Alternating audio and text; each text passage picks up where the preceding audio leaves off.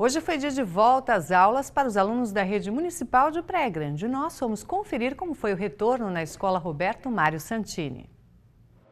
Para os pais que ficam do lado de fora, sobra preocupação. A gente fica ansiosa, assim, nervosa, né, como vai ser, tudo, mas eles tiram de letra. César tirou fotos do retorno às aulas da filha Daiane, de 9 anos. Para registrar mais esse momento dela, né, que vai fazer parte da história da minha filha, com certeza. As crianças querem contar o que fizeram para os colegas e também conhecer novos amigos. Conheci a professora, mó legal.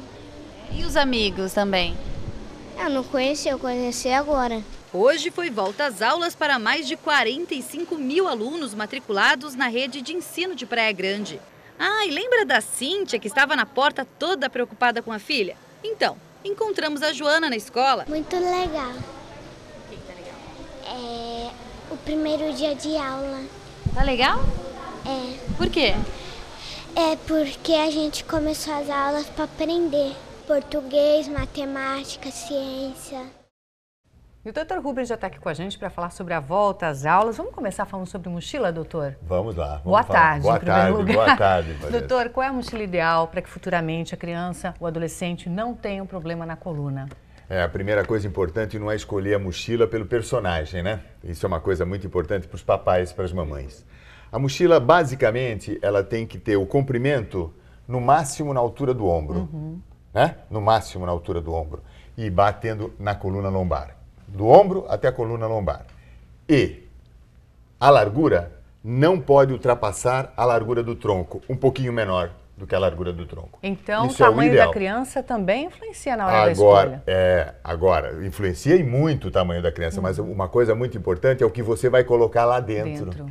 E a mochila e mais o que tem dentro não podem ultrapassar 10% do peso da criança. Por exemplo, uma criança de 30 quilos só pode carregar nas costas 3 quilinhos. Uma criança de 40 quilos, 4 quilinhos.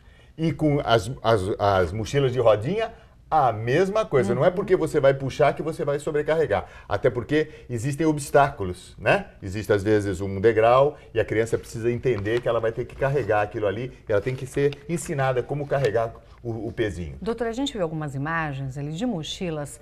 Tem crianças, adolescentes que levam a mochila no ombro só. Isso não pode. Não pode, porque a escoliose, que é a alteração da coluna, né?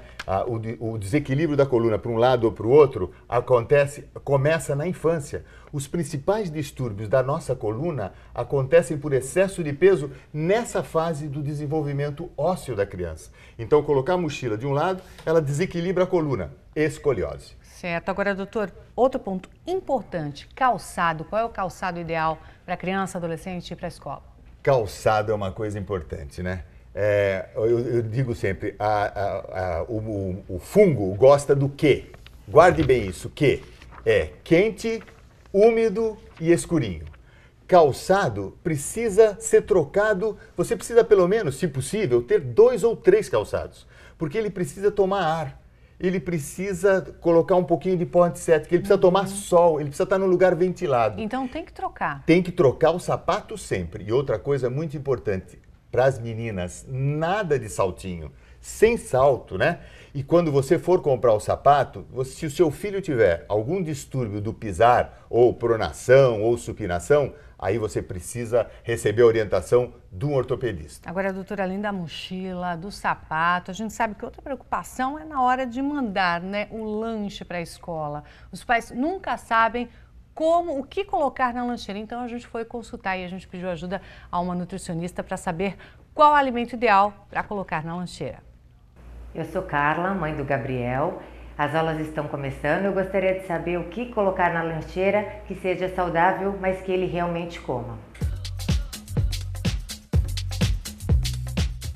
Então vamos começar pelas bebidas. A melhor opção de bebida é os sucos de frutas naturais, que pode ser colocado na garrafinha da própria lancheira ou algumas opções industrializadas. Então existem alguns sucos de uva que são integrais. Água de coco também é uma ótima opção, e para compor fonte de cálcio a gente pode entrar com as bebidas à base de soja, que as crianças também aceitam muito bem. Quais são as opções de lanches então? Vamos começar pelo sanduíche. O ideal é que seja o pão integral, porque é rico em fibra, vitamina e mineral, ou cookies integrais. Uma boa opção também é um bolo de fruta integral, pode ser de banana ou maçã. E aqui a gente colocou uma granola para compor um lanche junto com o iogurte, que é fonte de proteína, cálcio necessário nessa fase da vida. Outra opção que muitas crianças gostam e para compor fontes de vitaminas, minerais e fibras são essas cenouras, que a gente já encontra pronta no supermercado e descascada, e as frutas, então uma maçã, uma pera ou a fruta picada, como melão, morango, melancia, que as crianças aceitam muito bem. Para compor também fonte de proteína, que é o caso do queijo branco ou um queijo Minas, pode levar também para ele torrada integral ou biscoito integral de gergelim. O que eu devo evitar de mandar na lancheira? Isso é muito importante. Essas crianças, nessa fase da vida, devem evitar em excesso refrigerantes, salgadinhos de pacote, bolachas recheadas. Esses são alimentos que contêm muito açúcar, sódio e gorduras saturadas. Obrigada pelas dicas. Agora, Gabriel, vamos montar sua lancheira? O que você vai levar para a escola?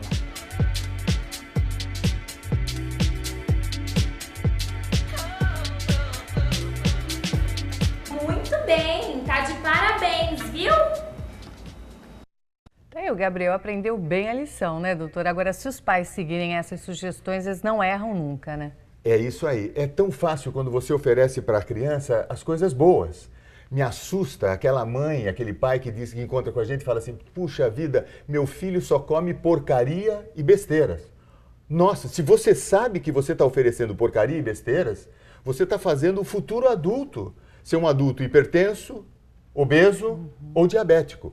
Dizem alguns especialistas, Vanessa, que você turbina a sua genética na infância com a alimentação. Ou seja, se eu tenho uma genética de predisposição à hipertensão, diabetes, obesidade, dependendo do que eu comer, eu turbino. Lá na frente, eu vou me tornar um obeso, um diabético, um hipertenso. A alimentação é essa que a Tatiana falou. Essa é fundamental. Ofereça coisas boas, ofereça coisas gostosas e saudáveis. Agora, doutora, a escola pode ajudar nisso, né? Não vendendo salgadinhos, vendendo coisas mais saudáveis. Isso é fundamental. Papai, você precisa, antes de colocar o seu filho na escola, conhecer a cantina da escola. É importante, né? Porque ali pode ser que você esteja educando em casa e a criança esteja sendo deseducada no alimentar dentro da escola.